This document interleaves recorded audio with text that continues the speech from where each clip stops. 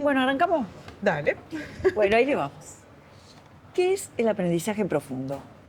Es el aprendizaje profundo. Bueno. Aprendizaje profundo se le llama ahora a los métodos, los algoritmos, que son de tipo redes neuronales. Entonces, donde hay las redes neuronales tienen diferentes capas, son como que van pasando por diferentes capas, diferentes combinaciones de las entradas, ¿no? Una red neuronal básicamente hay una entrada, hay funciones lineales que se aplican a esas entradas, luego hay algunas no linealidades, porque precisamos alguna no linealidad para ganar expresividad en esa representación. Y bueno, cuando uno va acumulando esas capas, va pasando esa salida, esa primera capa entra en una segunda capa, y cuando se acumulan muchas de esas, es que se llama profundo, porque hay muchas de esas capas. A ver, porque capas quiere decir que son tareas. Para que se entienda. Sí. Yo siempre, sí. esto no es un paper. No. O sea, que tenemos que más o menos expresarnos como para que vulgarmente Sí. se entienda, ¿no? Y bueno, decís, hay una entrada, quiere decir, yo tengo un algoritmo que hace algo, una máquina que hace algo. Exacto. Un algoritmo, podríamos aprender. pensarlo conceptualmente como una máquina que hace algo, que yo le doy información y ese algoritmo hace algo con esa información, procesa, obtiene otra cosa y se la pasa a sí mismo, claro. A sí mismo. Como otra repite esa primera acción que hizo. Y esa es una segunda capa. Esa es una segunda capa. O sea, el propio algoritmo se está vistiendo. Sí, se podría pensar así. Se va vistiendo. Muchas capas que repiten y va ganando con cada capa, con cada una de esas capas, va ganando en como fineza en lo que quiere representar o fineza en lo que quiere aproximar. En lo que quiere conseguir. Sí, lo que quiere conseguir. Y cuanto más capas, ahí cuando aparecen muchas capas se le llama profundo. Profundo. ¿Y qué ponemos ejemplo? Por ejemplo. Ejemplo de aprendizaje profundo. Bueno, todas las cosas que se hacen ahora el propio ChatGPT o las generaciones de imágenes, no sé cómo se llaman ahora los sistemas esos que generan imagen, que uno le da una indicación y quiero una imagen que genere tal cosa. Esos son métodos de aprendizaje profundo. Cuando yo le digo un estilo, copiar el estilo Van Gogh y se lo aplican a otro y queda como la imagen con el estilo Van Gogh. Esos son tareas de aprendizaje profundo. Tareas de aprendizaje profundo. Y eso, digamos, vos me decís, bueno, cuando le digo, por ejemplo, dame la imagen de un gato rojo con lunares negros, que esté caminando por una esquina de París, cuando me devuelve todo eso, tuvo que hacer todo un proceso de aprendizaje profundo. Exacto. Para aproximarse a lo que yo quiero. Sí, a generar. Hay al final de eso hay algo que genera, ¿no? Porque busca, al principio también hay que extraer de esa indicación que le da esa información, ¿no? Bueno, tiene que ver gato, tiene que ver noche, eso lo tiene que asociar en su banco de imágenes de alguna manera, a buscar eso y después de alguna manera tiene que construir la imagen, o sea, tiene que decir pintar este píxel de este color. Entonces, al final tiene que ir construyendo eso. Pero toda esa extracción de información, esa codificación que va haciendo, sí, son capas de lo que se llama aprendizaje profundo. Y más allá de que me dé la imagen que yo quiero y me evite un trabajo o me ayude, digamos, aplicaciones sobre cosas más... Bueno, yo creo que ahí lo que al menos para mí es como lo más sorprendente es AlphaFold, que es el tema de las proteínas. Ahí va. El tema del enrollado de las proteínas, eso es realmente un resultado súper sorprendente y que tiene, eso sí puede tener infinitas aplicaciones. Vamos a explicarlo un poquito, ¿no? Sí, no sé si lo sé explicar eso, pero claro. Tampoco es un paper. Las proteínas tienen una estructura muy compleja. Tienen una estructura sí, tridimensional, muy compleja. Y la forma en que se enrollan esas cadenas de ADN le dan propiedades particulares a cada una de las proteínas. Entonces, cómo reconstruir de la tirita de ADN, que es una tirita de letras, que se representa así, ¿no? Cómo reconstruir ese enrollado es una cosa que lo lograron hacer con aprendizaje profundo. Porque con antes mucha información llevaba también, años, ¿no? Con mucha información también de la reconstrucción geométrica de eso, no es pasado en la nada tampoco, ¿no? Hay información, como que se conoce un poco también para medir distancias, para decir que esté cerca, que esté lejos, es una geometría particular, la de ese espacio. Entonces, nunca es que aprenden solos de la nada. Claro. Nada. A Entonces, vos te referís al algoritmo que Claro. construye la estructura. Sí. Y recibe información. Información. Con respecto a la geometría, es una de las informaciones que recibe. Sí, Te pregunto. sí, yo creo que sí. O que se usa para, por ejemplo, casi todos los algoritmos nosotros tenemos que decir qué cosas se parecen, qué cosas no se parecen. Y como digo qué cosas se parecen, algunas cosas que son, ¿no? Que son con estas formas así. Y eso requiere un aporte importante de la matemática, Exactamente. de la geometría, De la geometría, de la La- física, de la cuestión. de Entonces, la claro. topología, ¿no? Exactamente. Ahí Entonces hay está. toda una conceptualización atrás de eso, pero el resultado final que han logrado de entender cómo las proteínas así se enrollan, digamos, es fantástico. Ahí yo estuve mirando algunas cosas. Antes llevaba, lo que escuché es que antes llevaba años encontrar la estructura de una proteína y ahora lleva Igual lleva meses. meses. But most importantly, it's often gating. Scientists want to study Alzheimer's, or they want to study, there's a lovely example in fertilization or many others. They want to study these processes, and then they have to take a year to do this experiment. And we've built an AI system that gives very accurate predictions, as well as a strong indication of how confident we are in those predictions, and does it in about 5 or 10 minutes. So it's really taking a year to 5 minutes. Bueno, depende también de la capacidad del cómputo. En realidad, yo no conozco tan de cerca los equipos que hacen eso. Pablo Danzo hace poco dio una charla y ellos mandan a correr algoritmos en clúster incluso Claro. de Suiza, clúster académicos, y los tienen corriendo mucho tiempo. Y voy a buscar la conferencia que escuché y la ponemos como link acá, porque a mí me impresionó el tiempo, que era una distancia sideral del tiempo, no era meses. Pero bueno, capaz que justo escuché una conferencia de alguien que creo que era de un ex AlphaFold, o sea, Capaz que ellos sí. estaban vendiendo Ellos sí, su lo producto. tienen Sí. también muy optimizado y Claro. construir sobre lo que ya tienen, entonces no les requiere tanto tiempo. Pero ahí es incluso impresionante que hasta lo que se llaman las alucinaciones, que son como los errores, pueden llegar a dar información sobre nuevas proteínas o sobre nuevas cosas. ¿Cómo es eso? Claro, se llaman alucinaciones a cosas que funcionan mal. Una mano que tiene 6 dedos, una cara con... Alucinación de un algoritmo. Del algoritmo. Se le llaman así, se le llaman alucinaciones. O sea, como productos cosas que- secundarios no esperados. Exactamente. Sí.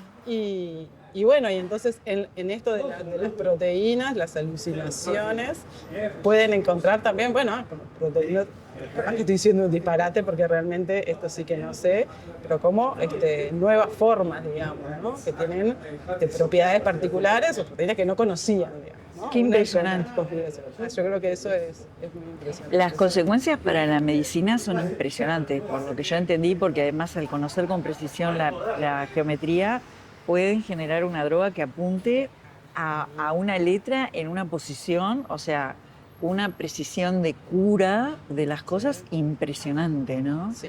Es como enorme la distancia. Yo había visto que hace unos meses ya estaban haciendo acuerdos las grandes farmas con AlphaFold y demás. Y ahora los premios Nobel Sí, están vinculados están con también, esto, ¿no? Sí, hay un Creo que hay un premio Nobel, creo que es el de química. El de química yo creo que fue para los de AlphaFold. ¿Qué fue esto, no? Sí. Sí, porque Impresionante. realmente Es que es impresionante. Yo tendría que encontrar más gente que supiera de esto en Uruguay para poder comentar Bueno, el golpe que es el golpe en el buen sentido, ¿no? El impacto revolucionario en la salud, ¿no? sí. Yo vi que las farmas ya lo entendieron porque, no sé, esto lo escuché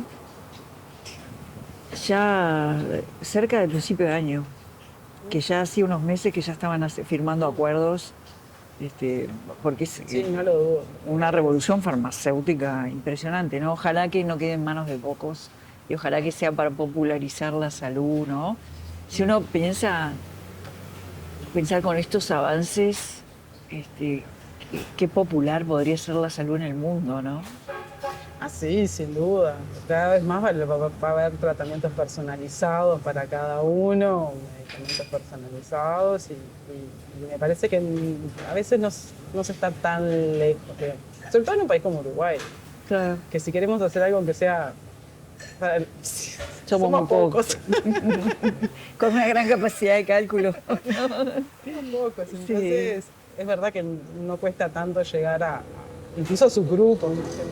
Entonces, sí, yo creo que ahí hay un montón y por eso tenemos que tener también en Uruguay gente capacitada para entender, para saber, para adelantarse a eso, saber cómo adaptarlo a nuestras propias capacidades y a nuestros propios problemas. Capaz que no precisamos tener, sí, no precisamos todo eso, pero bueno, sí, cuáles son nuestros propios problemas y qué podemos hacer desde acá, cómo adaptarlo, cómo llevarlo a nuestra escala y a nuestras necesidades. Eso es bien importante. ¿Cuánto dirías que hay en todo esto de aprendizaje profundo, en todo esto que estamos hablando de las proteínas, en todo esto que está en la cresta de la ola ¿cuánto hay de matemática en todo eso? Yo creo que hay mucho. Yo creo que hay mucho, porque de hecho, ya desde la abstracción, desde tratar de pensar en que haya un algoritmo o que aprenda, que trate de aproximar una función, que trate de aproximar esa representación abstracta del aprendizaje, es una concepción muy matemática, digamos. Después, incluso es el lenguaje, además, para lograr traducir esa tarea que se quiere hacer, algo implementable en una computadora. En la computadora no le puedo traducir. No tiene un tipito. No me va a entender, así que el lenguaje en el que uno le tiene que dar las indicaciones es el lenguaje matemático. Y además es esto, es entender que después cómo podemos explicar los resultados, digamos, cómo entender qué es lo que está pasando, que a veces lo que pasa con los algoritmos es que, tuve este resultado, pero ¿y por qué? ¿Es reproducible? ¿No es reproducible? ¿Podés garantizar que la próxima vez que lo hagas te va a dar lo mismo, parecido? ¿Qué tan lejos? Entender realmente en qué marco se está moviendo a posteriori, ¿no? Muchas de esas cosas se empiezan a usar, se usan, funcionan. Bueno, pero ¿y por qué funcionan? Sí, ¿qué quiere decir que funcione? Y entender exactamente, todas las capacidades del aprendizaje profundo, hay mucho para hacer ahí. De hecho, matemáticamente todavía hay cosas que no se saben muy bien cómo funcionan, digamos. O sea, no tenemos la explicación matemática, no quiere decir que haya un error, simplemente que nosotros desde el punto de vista matemático todavía no logramos entender, no logramos ponerlo en el contexto matemático, esos resultados que se observan. Y en algunos ejemplos muy sencillos se ve que no hay garantías, que puede fallar, que no se termina de entender bien. O sea, hay más para hacer. Sí, hay mucho más para hacer. Y una pregunta, porque en todo esto hay muchísima álgebra, ¿no? Y yo me acuerdo cuando empecé a estudiar en facultad, álgebra lineal, allá en primero, que uno, digamos, como le gustaba el tema, empezaban a hablar de espacios vectoriales y las operaciones y las matrices, todo ese asunto, los vectores, las matrices, todo eso. Y uno seguía porque estábamos digamos, en nuestra salsa y no nos preguntábamos mucho Sí, ¿para qué? para qué, digamos. Estábamos cómodos y bueno. Y en realidad, si uno hace memoria para atrás, la primera vez que una persona, me parece a mí como estudiante, tenés contacto con eso sin saberlo, es cuando empezás a ver, por ejemplo, ecuaciones de dos variables, sistemas Sí, sistemas lineales. dos ecuaciones con dos variables, hallar x e y, es decir, que hay no sé cuántos conejos con no sé cuánta cosa, y no sé cuánto así, esos problemas que nos ponían en el segundo del liceo, que nunca supimos que eso era operaciones con matrices, aunque dibujamos la matriz, nunca supimos. Entonces, siento la sensación, corregime si estoy equivocada, como que sería bueno echar un poco de luz para que muy pronto en la vida de una persona supiera que está tratando con eso, supiera que está operando con matrices y que, ¿no? Bueno, nosotros un poco simplificamos, por ejemplo, toda la inteligencia artificial son de descomposición de matrices y descenso por gradiente. Más descenso por gradiente, que es un algoritmo para encontrar mínimos de funciones. O sea, pero en primero de facultad, Entonces, por ejemplo, ahora, ni siquiera me voy al liceo, en primero de facultad, están bajando un poquito más a la tierra para avisar, esto va a aparecer acá. Bueno, sí, yo creo que sí. ¿Sí? Yo creo que sí, que cada vez más se tiene Me alegro. conciencia. En mi época no. Bueno, capaz que ese es mi deseo, es también un poco de expresión de deseo. Hay docentes que están más vinculados a este tipo de aplicaciones, entonces están más cercanos y es como muy tentador también decirlo. Siempre Porque le ponemos está bueno- los sistemas de recomendación de Netflix, esos ejemplos siempre aparecen, va. siempre aparecen. Esos Ahí ejemplos va. aparecen. Que se ganaron premios, se ganaron desafíos también. A ver. Bueno, una de las, al principio, no me acuerdo, cuando recién salió Netflix había hecho como un concurso de que, claro, es una gran matriz en donde por un lado tienen sus clientes, por otro lado tienen películas. Imagínate que uno pone un 1 cuando a este cliente le gustó esta película. Y tiene, bueno, y le gustó esta, y después tengo otro que le gustó estas otras. Y bueno, ¿cómo completo esos ceros que me faltan para saber cuál te recomiendo? ¿Cuáles son las películas que tienen más chances que te gusten? Y bueno, hay que mirar un poco las que te gustan a vos y bueno, ¿y qué le gusta a otros que les gustan las cosas parecidas a vos? Y ahí Entonces, empezás a eso poner las matrices. Ahí empezás a completar la información en las matrices y bueno, y en el fondo hay resoluciones, aproximaciones por mínimos cuadrados, bueno, minimizar distancias, descomponer las matrices, ahí aparece un tipo de descomposición de las matrices y el espectro de lo que se llama los valores y vectores propios de las matrices que aparecen, que dan mucha información. Bueno, hay muchas cosas que aparecen ahí atrás en un problema que lo planteo así, bien fácil, digamos, ¿no?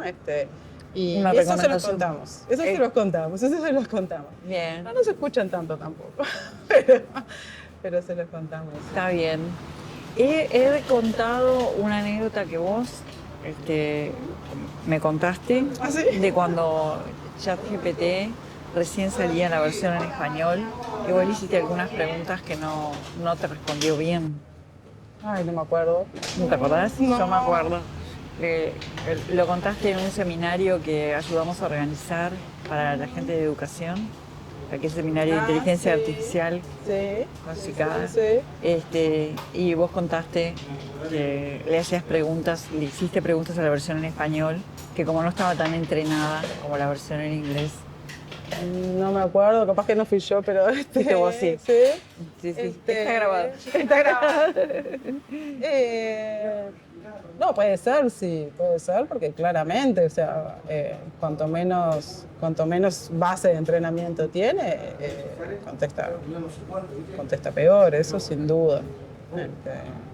Pero no me acuerdo ahora cuál era en particular esa anécdota. ¿Cuál es tu mayor preocupación con respecto a la inteligencia artificial y el Uruguay? Ay, la mayor preocupación. Y la mayor preocupación, por un lado, es que aparezca como esos miedos y vengan prohibiciones asociadas a los miedos. Me parece que es súper importante no vivirlo como esto es peligroso, entonces se prohíbe. La contracara de eso es que todo el mundo tiene que entender qué es. Todo el mundo tiene que entender qué es, no a un nivel detallado, pero sí a un nivel de entender cuál es el alcance, cuándo está presente, tiene que ser muy transparente, cuando hay una inteligencia artificial en juego. O sea, si hay una inteligencia artificial tomando una decisión o ayudando en el proceso de tomar decisiones, que siempre los hay, más o menos sofisticados, siempre los hay, que eso tiene que estar claro, tiene que estar explicitado y tiene que ser información pública, digamos.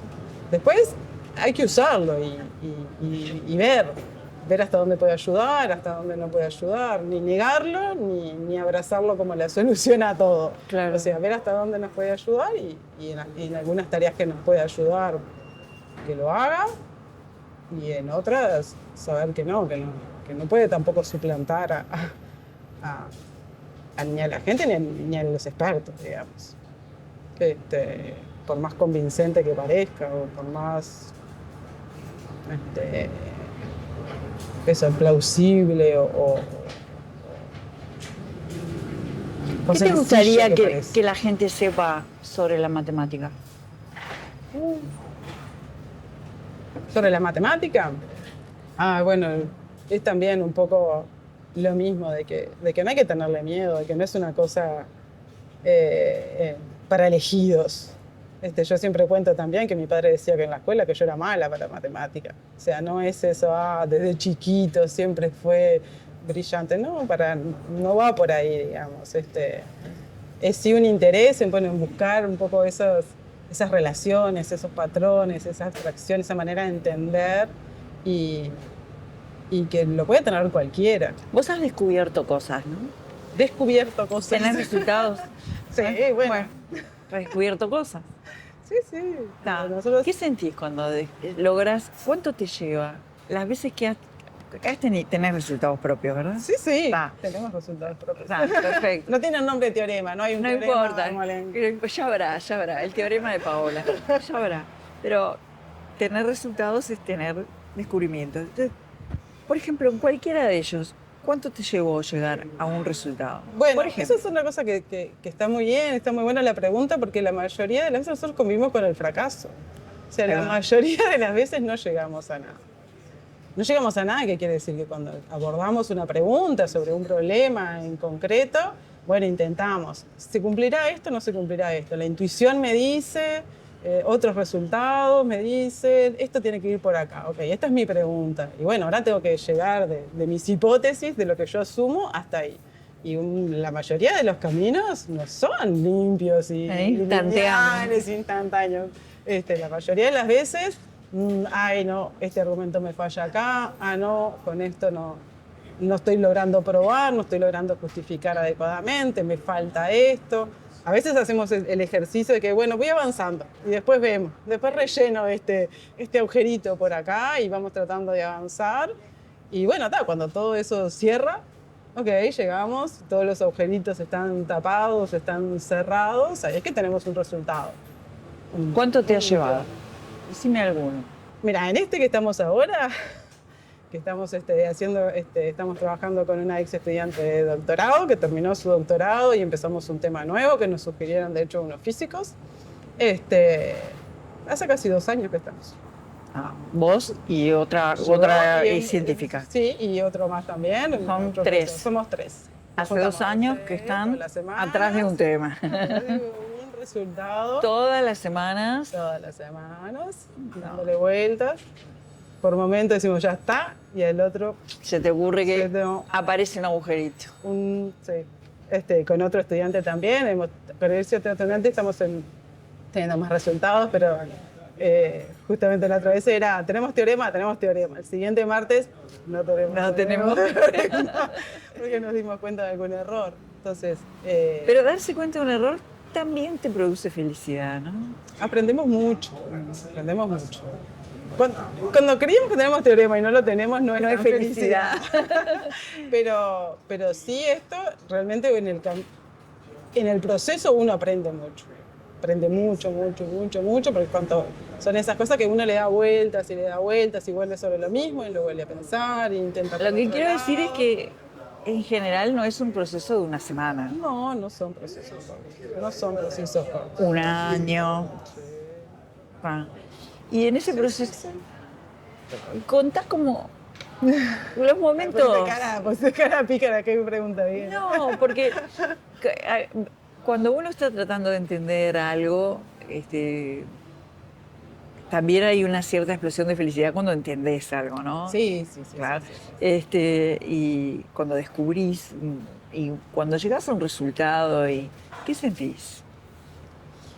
Bueno, también es como todo de que es un trabajo. No deja de ser un trabajo para nosotros también.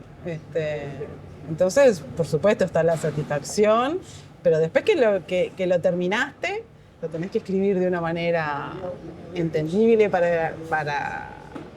En general uno lo cuenta en una conferencia, ahí obtiene también como, bueno, a ver qué opinan los colegas, les gusta el resultado, no, qué opinan, y después va a una revista, que es donde queda como registrado ese conocimiento. Una revista especializada. Una revista especializada. Que no cualquiera publica ahí, tiene que haber, ¿no? Tiene que pasar por varios filtros. Exactamente, entonces hay revisiones, esas revisiones también suelen demorar, también suelen, bueno, no siempre, no siempre son buenas tampoco las revisiones, o sea, buenas en el sentido, hay revisiones que son muy, muy buenas, que te aportan, que te sugieren, que te ayudan a construir una cosa mejor. A veces uno tiene la sensación de que, bueno, no entendieron mucho lo que yo estaba queriendo hacer, o bueno, entonces es todo un proceso también de bueno, eso, de la revisión, o si te dicen, bueno, no, esto está bien, pero corríjale por acá, o no, te lo rechazan, también nos rechazan Es no publicaciones. publicable, por ejemplo. Claro, te dicen, no, bueno, puede ser directamente, no es el target de esta revista, o sea, no es acá, o ven que no es suficientemente novedoso, o ven que no tiene que estar mal.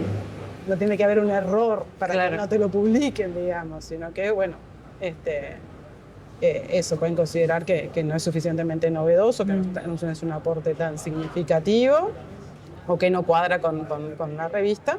Y bueno, y ahí va de vuelta. Bueno, a ver si cómo uno lo mejora, cómo lo arregla, cómo no. Entonces, es un proceso que no es sencillo y que lleva tiempo, o sea, lo que te llevó a generar el resultado, lo que te llevó a escribir, mandarlo, a veces demoran también, en matemáticas pueden demorar un año, en que el proceso se termine, todo ese proceso se termine y finalmente te lo acepten para publicar. Por eso las publicaciones no son tantas. Y ahora estás investigando sobre un tema que te sugirió un físico. Con este grupo, sí. De hecho, ellos tienen algunos sistemas donde las soluciones de una ecuación diferencial no son únicas. Y bueno, cuando uno los estudia desde un punto de vista probabilístico, las técnicas que hay no responden fácilmente a ese problema. Y bueno, nosotros estamos tratando de dar respuesta a eso. Y claramente no entendemos por qué no había respuesta a ese problema, porque no nos está haciendo, está haciendo fácil. 2 años. Sí. Bueno, está bueno también, ¿no? Sí, creemos que cuando tengamos un resultado va a ser un resultado también eso, significativo. A veces están esos procedimientos, esos procesos o esas cosas que son más incrementales, ¿no? Uno tiene, bueno, ahora vamos a probar esto y hay un camino como más trazado y bueno, y otras que son más océano abierto, digamos. Las ecuaciones diferenciales que te propone el físico que estudies el tema, ¿provienen de qué problema real? Ay, no sé. ¿No saben? No. Mejor no Yo me saberlo. llamo traducida. No, sí es lo que llama el fenómeno de piano, pero no sé dónde desaparece. No, ¿verdad? Está bien, está bien.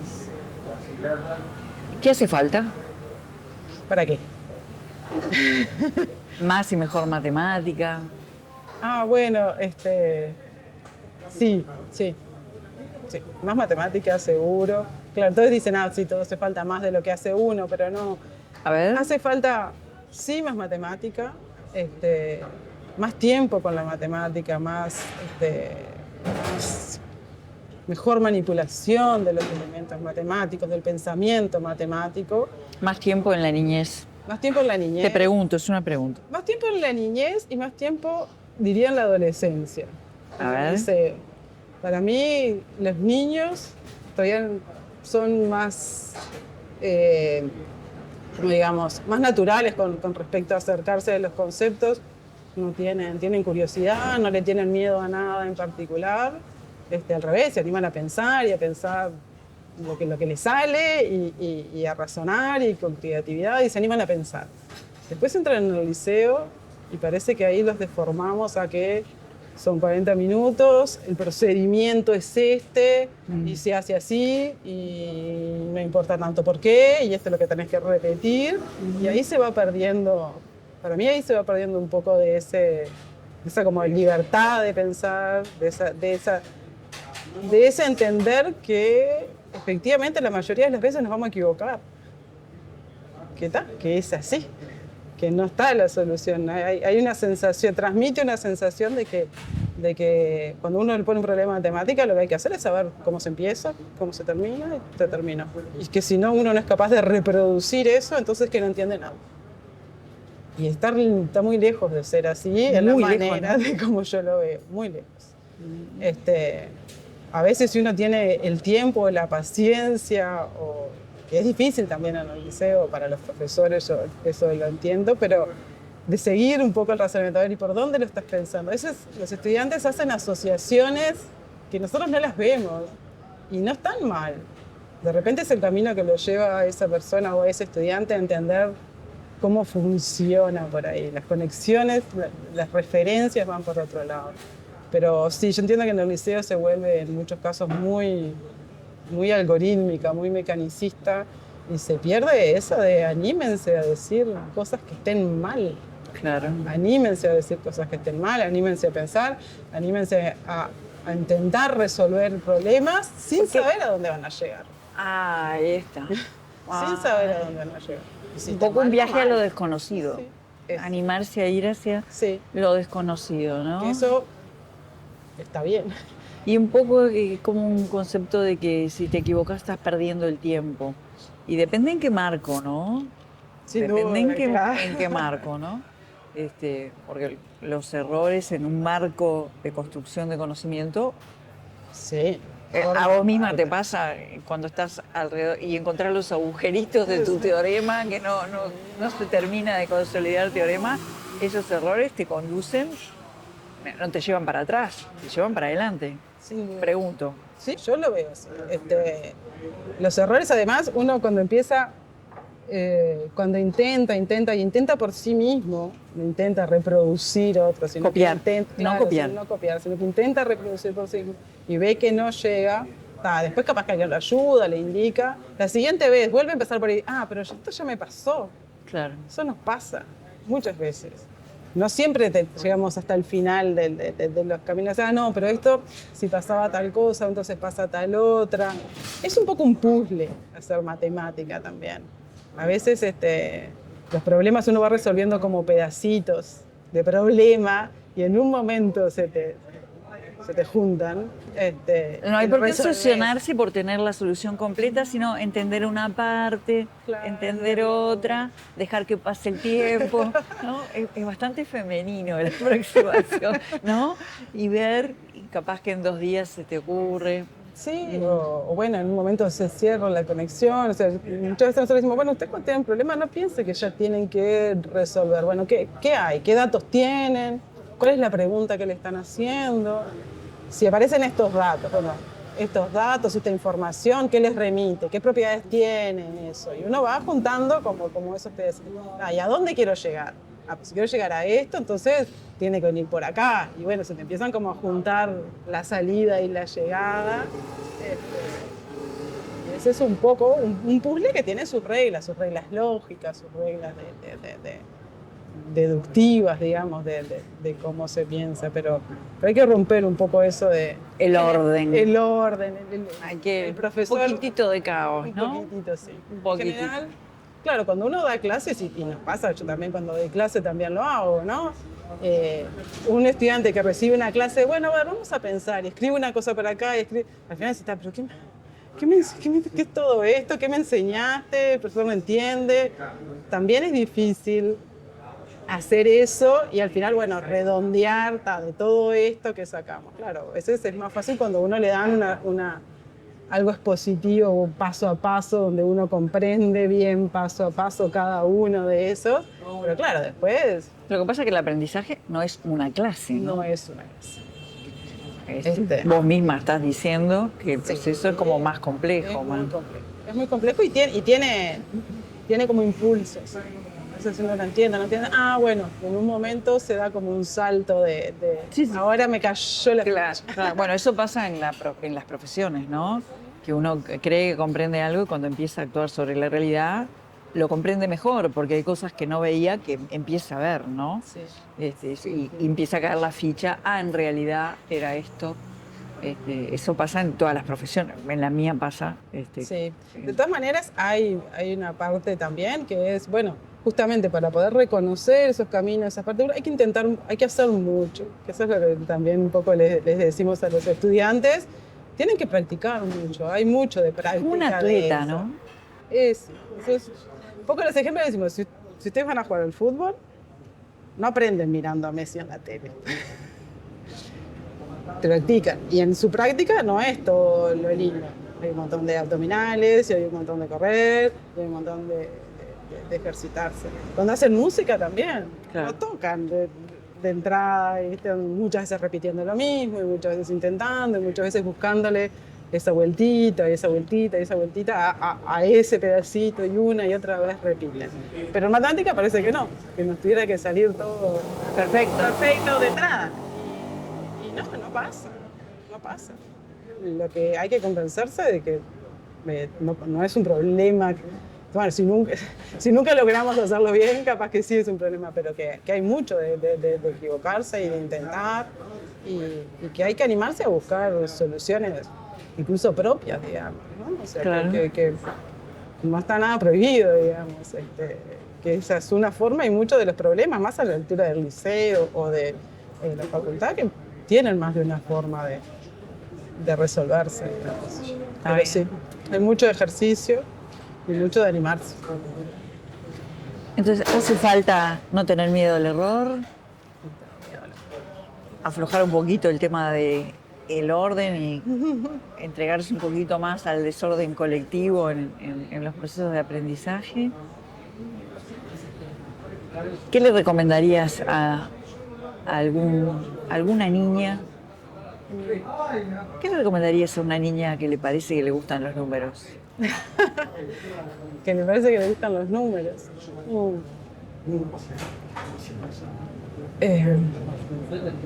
No sé, que ojalá siga. Somos muy pocas mujeres científicas en general, y en matemática y en física menos todavía. Nada, que se tengan fe. Que se tengan fe y que si les gusta, lo elijan y lo abracen, ya sea matemática o bueno, también ingeniería, digamos. Yo trabajé siempre en la Facultad de Ingeniería, así que le tengo mucho cariño a la carrera y a los ingenieros también. Y a veces son puertas de entrada a la matemática también. Hay muchos que han empezado ingeniería y han descubierto que la verdadera pasión estaba en la matemática, y han seguido su camino por ahí. Y me parece que son unos perfiles también muy lindos, digamos, por formas de pensar, por formas de aplicar, por formas de traducir a veces la matemática, que es súper interesante. Pero sí, las niñas tienden a sentirse a veces un poco, a no querer llamar la atención, a no querer destacarse, a no querer, y hay chiquilinas que son muy, muy buenas.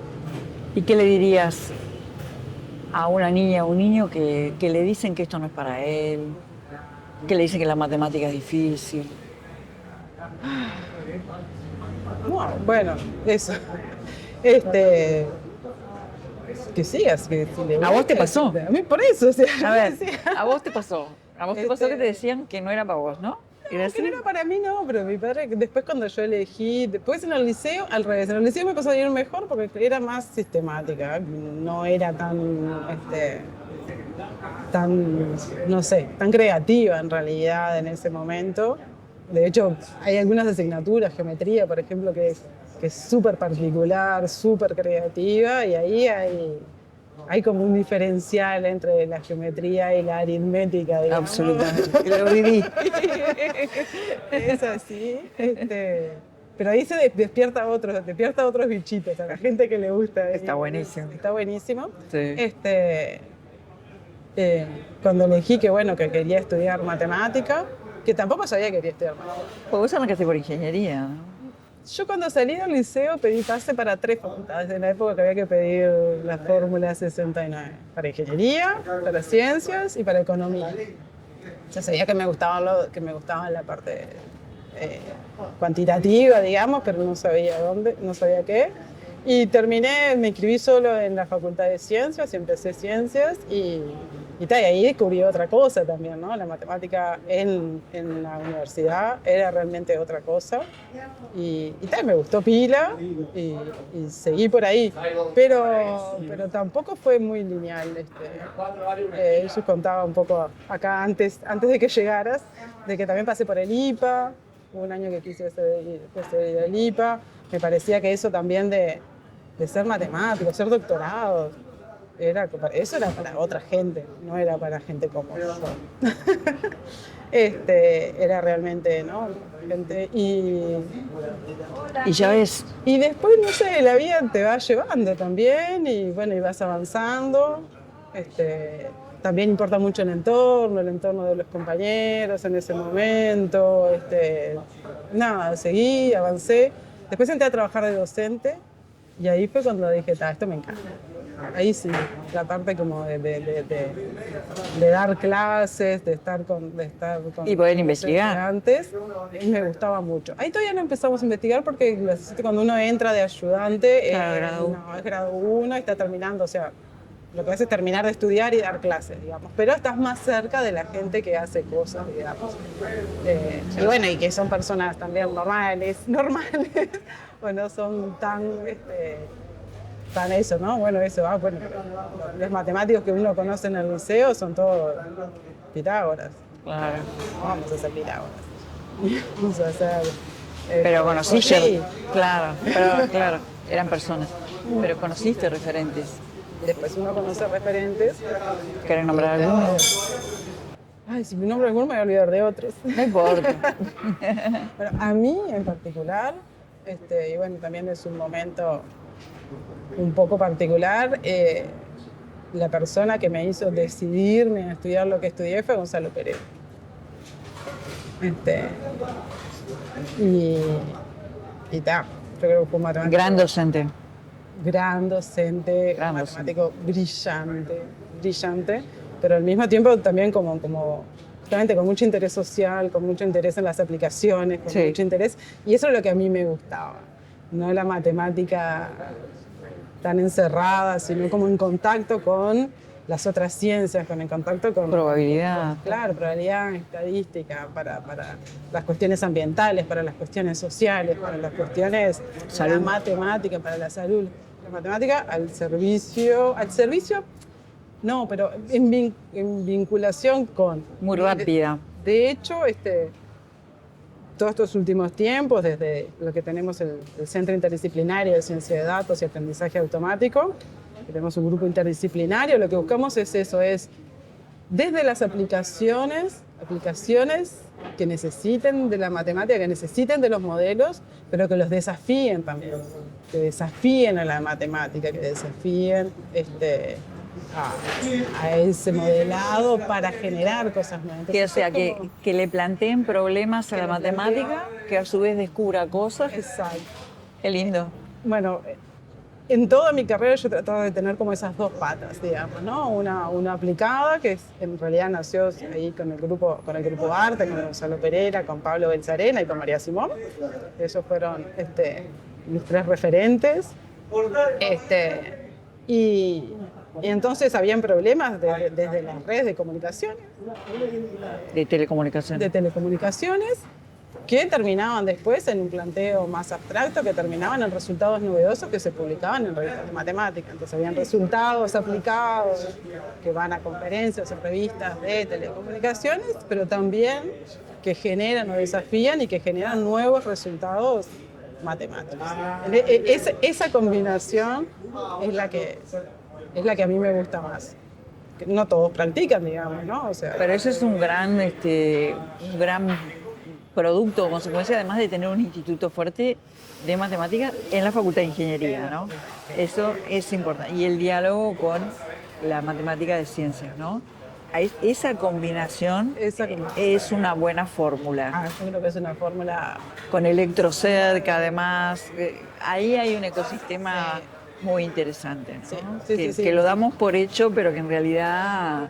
Bueno, yo creo que es un elemento distintivo del Instituto de Matemática de la Facultad de Ingeniería. Sí. Es un instituto de matemática que tiene matemáticos, profesionales matemáticos, que no todos dialogan con todos los ingenieros, pero que sí hay. Tienen que dar clase a futuros ingenieros. Hay que dar clases a los ingenieros y cosas lindas que han pasado. Me desvío un poco, pero sí, para mí el contacto con los ingenieros me parece que hacen muy bien de traductores, además. A mí me parece muy, muy, muy rico. Y bueno, hay una cosa que está haciendo el Instituto de Matemática ahora, que más allá de formar los primeros años, ¿no? Bueno, los cálculos, el álgebra, todo el principio, empezamos desde hace unos años a dar asignaturas opcionales de matemática más avanzada, porque ahí es donde estamos haciendo el diferencial nosotros. Claro. ¿En cuál es la última matemática? Qué lindo. ¿Cuál es la última matemática que se precisa justamente para entender ¿no? Bueno, la optimización, las aplicaciones de la álgebra lineal. El semestre que viene es un curso que no se da en ingeniería, pero que lo da otro colega, que es justamente álgebra lineal para la ciencia de datos. O sea, hay modelos estadísticos, ¿no? Pero más avanzados. El curso de probabilidad estadística en este momento nos queda tan cortito, un semestre para todo lo que hay para decir. Claro. Entonces ahí, están produciendo. Antes del posgrado, son opcionales de grado, también para que los estudiantes elijan un poco, ¿no? Qué camino quieren hacer, pero ofrecerles como la matemática de hoy, digamos, en los cursos de ingeniería. Pues es una digresión, pero... no, está perfecto. Acá todo es una digresión. me parece importante. Buenísimo. Bueno, entonces, miedo no. Miedo. Error en el marco del aprendizaje sí. Esto no es para elegidos y hace falta. Mucho. Tener un buen entrenamiento en matemática, en pensamiento matemático, en razonamiento matemático les va a servir, hagan lo que hagan. No necesariamente hagan ciencia o hagan ingeniería, les va a servir, hagan lo que hagan. Así la ciencia más humanística o más artística que se les ocurra, una buena formación en matemática no sobra nunca. Entonces habrá que hacer lo que hace falta. Arriba, Gracias. Paola. Gracias.